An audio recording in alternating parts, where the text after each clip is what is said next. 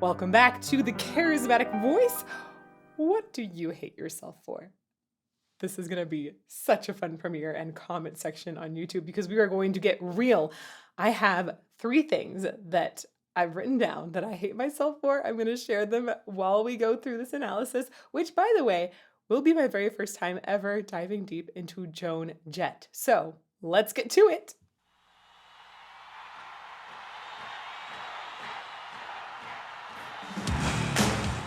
Ooh.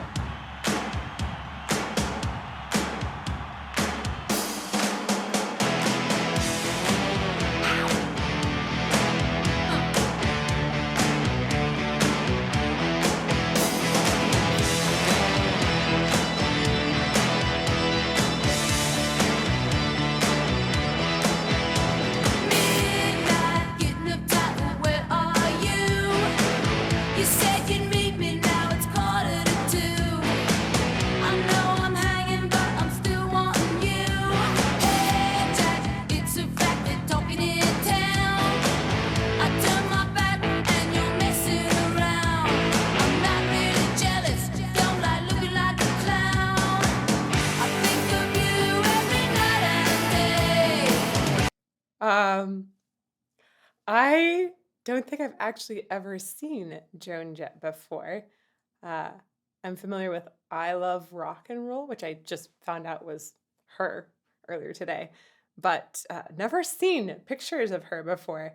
And oh my gosh, her style is crazy. It is like not crazy bad, like crazy good. It is bold. It is so gosh, it's flattering at the same time. It's just wow, what an icon for females in rock.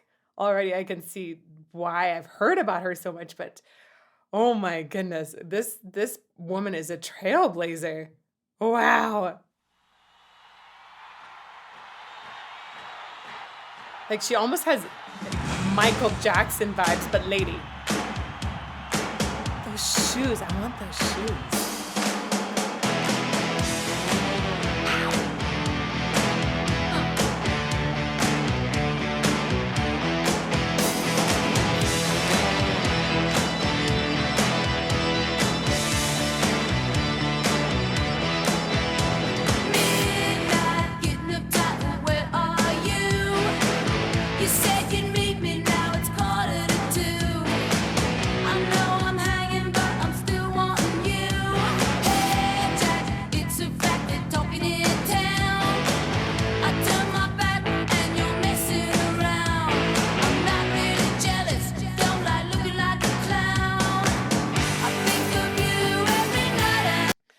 Pause just before we move forward. I have to shout out to how much confidence she has on stage.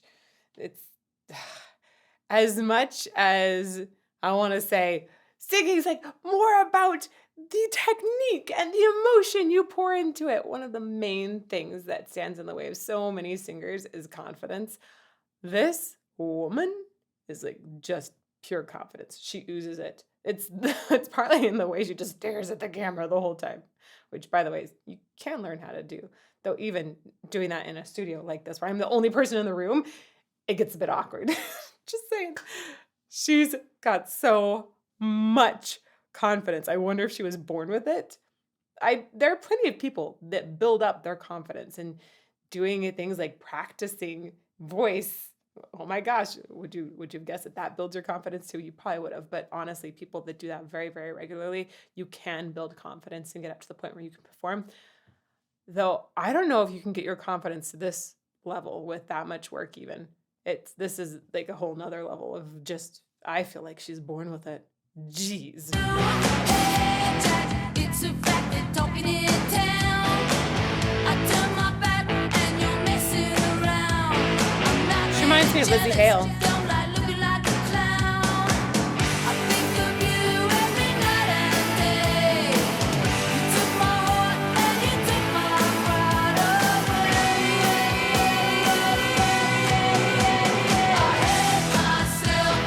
Okay, just got to point out right there, way. If you guys haven't heard me talk about diphthongs before, you're going to hear about it now. A diphthong is when you take two sounds and you put it into one. Two vowels in one sound. Way. It's considered one sound, one syllable, really. But it has A and E in it. A, way. And when you're singing, you need to determine when both of those vowels are going to fall on a note and a pitch. And sometimes you can have extra fun with diphthongs. I should make a little like mini course or mini video about fun with diphthongs, about all the different ways you can use them. Let me know if you would like that. But side note, she's having so much fun here because she's doing A, and using the vowels on each side of that diphthong on different pitches. Very prolonged diphthong.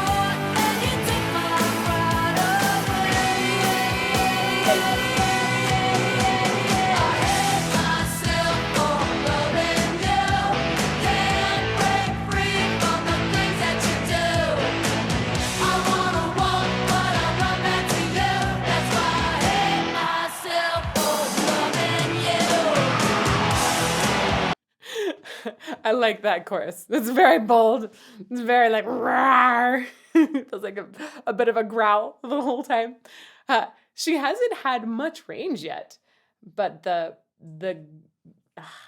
edge of her sound combined with sort of a smoothness underneath, so there's rasp and smooth at the same time. Beautiful combination of two opposite ideas, and it works really well. She doesn't really have to go sing crazy high or crazy low to impress me because she's got so much expression and fun timbre and confidence in her sound right away. I love that. Let's talk about things that you hate about yourself and myself. I start rattling off, please, in that premiere. If you're there with me in the live premiere, let's talk about what we hate about ourselves. It's going to be such a good moment because usually we're just like all so happy and we can actually say, hey, I hate this now. I hate how I cannot stop eating sweets. I've tried so many times. I can reduce them a lot, but I can't get off of chocolate. I can't, guys. And while it's funny, and it's funny how much I really love Nutella, at the same time, it's not good. Maybe just like a little dark chocolate every now and then can be good, but that's also like a gateway to a whole bag of M&Ms. So it's really hard for me to stop. And if you give me an entire bag of mint M&Ms at Christmas, I will eat it until I'm sick. I cannot resist. That is my addiction. So there we go. I hate myself for how much I love mint M&Ms especially.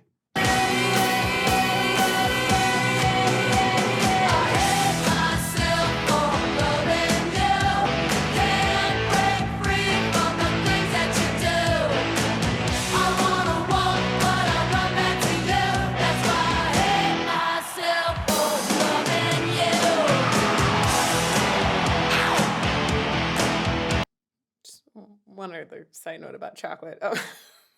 If I have really good, high quality, like delicious, carefully crafted chocolates, it's easier to have just one. Easier. Just throwing that out there. That's I feel like that might be my solution. If you guys have other solutions for this, let me know.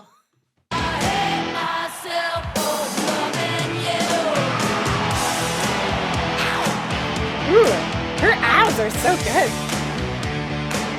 They got a little fry in it.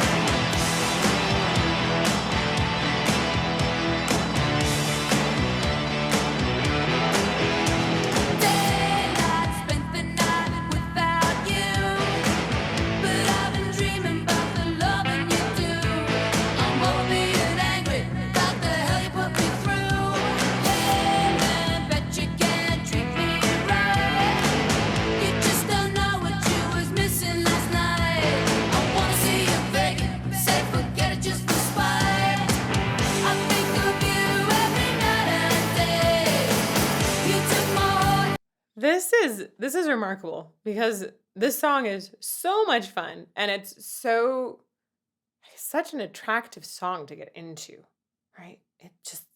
It grabs you and you want to get lost in it and sing along immediately. There's a lot of repetition or similarity in the melody that's happening.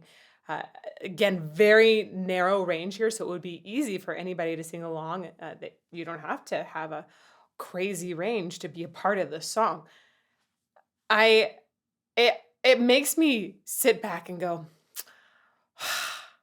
what is great music? I often think about this, by the way. I think about this a lot. What is great music? I think the most important thing is expression and communicating a message. But then I also think about all of those incredible moments where I've heard voices soar over orchestras and make my bones shake. I love that. But it's not always great. Like, I love it. Sometimes it's totally phenomenal, don't get me wrong. But this is great music. This is great music without being rangy or showing tons of vocal technique. Yes, there's technique there, but it isn't showing, it isn't like you're performing a gymnastics routine that is like the hardest to do or something like that. This is straightforward, but the amount of confidence that's delivered with it and the lyric writing, the melodic writing, everything makes it just so accessible and makes it great. Ugh.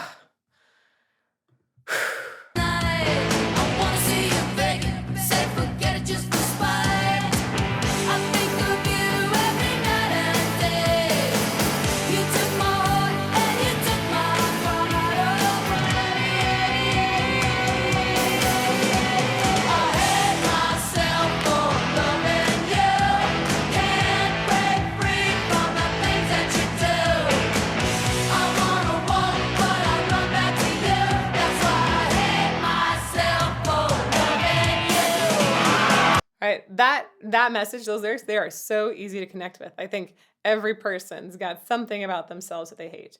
I will tell you, I have worked so hard to really love myself through and through.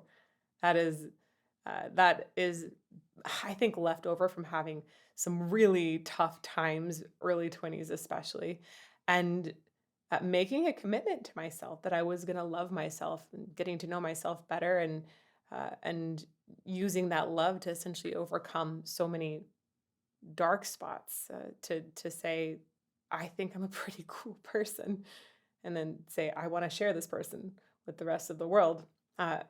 So thinking about those things that I hate about myself is a really interesting and fun idea for me. And I'll share one more with you now. I hate that I still, despite all of that work on loving myself, I still have leftover baggage from, let's just call it dark times in the early 20s. So I have leftover baggage, and I've worked on loving so much of how the dark times have helped me to blossom as a person, right? Often it's pain that makes us grow the most, but there's still leftover baggage, and there are these little triggers that can happen that are just, there are pieces that are still there. And as much as I can try and love on myself, they still exist. And I feel like I haven't completely processed them. I'll probably be processing that for the rest of my life, which is okay. At least I tell myself it's okay. I hate that I don't think I'm actually okay with it, but I still love myself so much, and I will still continue to work through it. So we'll say, I hate myself for still having baggage, even though I have worked on it for so long, and I don't think I should hate myself for it. So maybe I hate myself for hating myself for something I shouldn't hate myself for. Got a little philosophical there. Back one more time.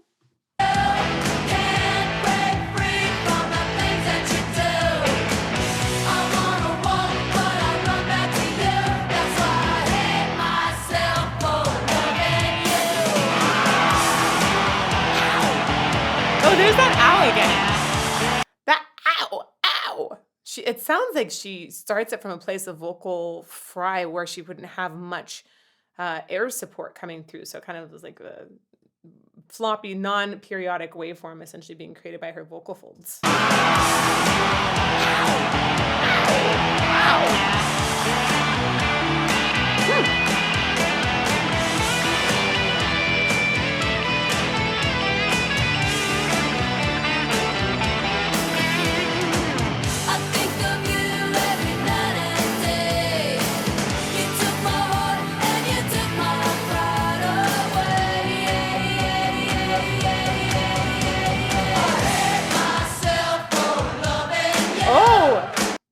saw her unzip her jacket earlier, but it looks like she straight up stripped the jacket off and threw it out to the audience. Did that happen, or maybe it's on stage?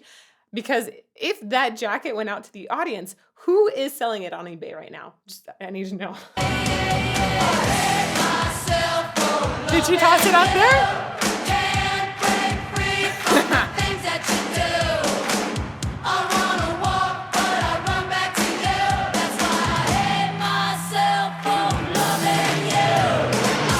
Now she looks like she could be doing jazzercise, but like metal jazzercise. Is that where rock happened? She does have a lot of bluesiness in her voice.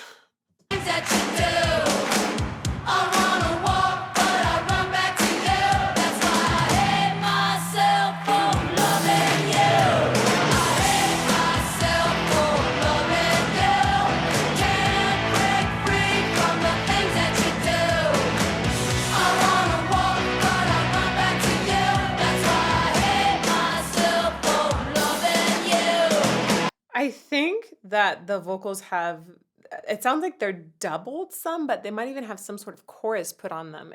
It really encourages a crowd to sing along when you hear this kind of vocal, because it's not just hers.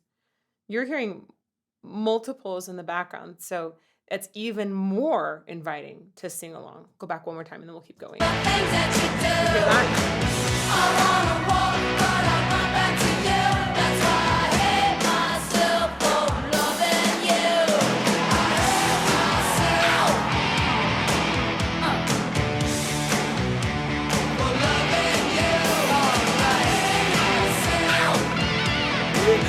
I love those owls.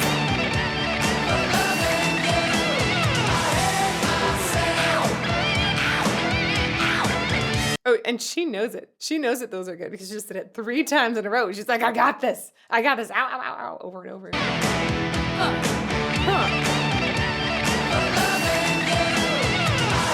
The hair is so amazing. So much hairspray.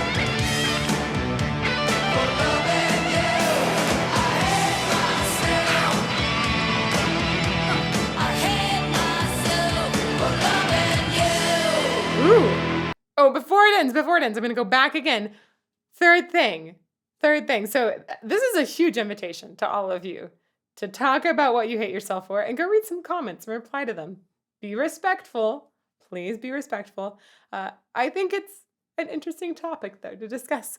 The last thing I hate myself for is probably it's a very tender spot. I'd say even more tender than the other two.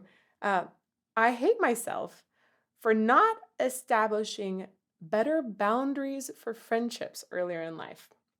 I know this, you're like, if you're idealistic like I am, you're like, friendship should have no boundaries. You should be close to each other and everything. But what happens, especially if you have friends who perhaps are romantically interested in you in some way, is there gets to be confusion and the friendship is not protected. And I feel that I gave off the wrong vibes to many people earlier in life about how close they could get to me. And it just shattered some friendships. It was so, so sad.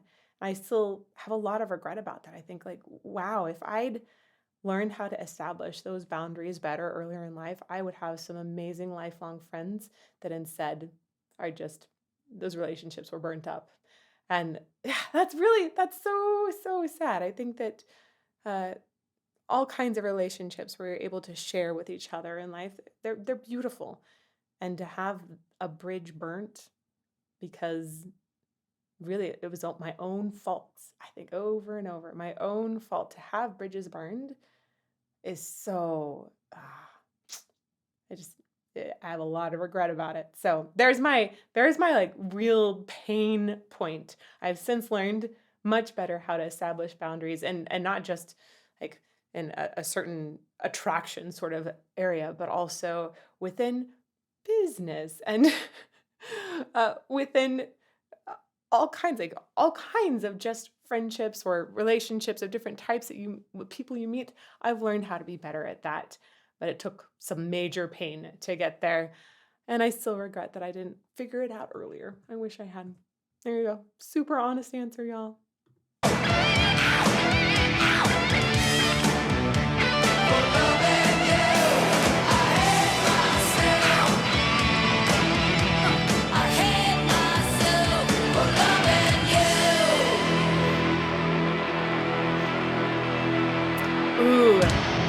hate myself for not analyzing her voice sooner. Thank you, everybody who's been so real with me in the premiere and in comments. It is a beautiful thing to have an online community like ours where we can share and just be humans together. I think it's very, very, very precious. So thank you so much for that. I am so glad that we finally did some Joan Jett together. Her tone is extraordinary, but it's so much more than that. It's the entire package with her. I am fascinated. And she reminds me so much of Lizzie Hale. So I'm going to link to some Lizzie Hale analysis over here. I hope you'll check that out and tell me if you think the same thing. And may you fall more in love with music every day. Mwah.